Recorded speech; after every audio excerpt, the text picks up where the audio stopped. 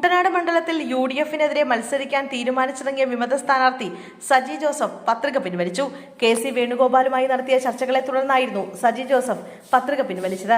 പാർട്ടിക്കും മുന്നണിക്കും ദോഷകരമായി മാറുന്ന ഒരു പ്രവൃത്തിയിലേക്കും പോകരുതെന്ന് KC വേണുഗോപാൽ സജി ജോസഫിനോട് അഭ്യർത്ഥിച്ചതായാണ് വിവരം.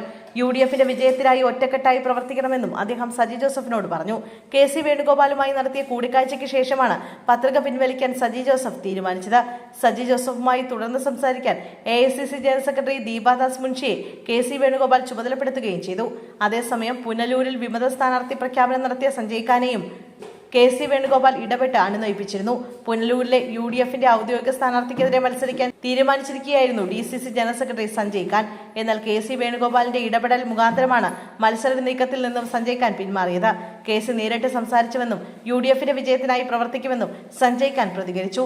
പുനലൂരിൽ ആദ്യം വിമത സ്ഥാനാർത്ഥിയായി മത്സരരംഗത്തെത്തിയ നെൽസൺ സെബാസ്റ്റ്യൻ ഒടുവിൽ മുസ്ലിം ലീഗിന് കൈകൊടുത്തിരുന്നു. ഇതിൽ പ്രതിഷേധിച്ചാണ് സഞ്ജയ് ഖാൻ ഒറ്റയ്ക്ക് മത്സരിക്കുമെന്ന് പ്രഖ്യാപിച്ചത്. ജനകീയ സ്വതന്ത്ര സ്ഥാനാർത്ഥിയായാണ് സഞ്ജയ് ഖാൻ മത്സരിക്കാൻ ഒരുങ്ങിയത്.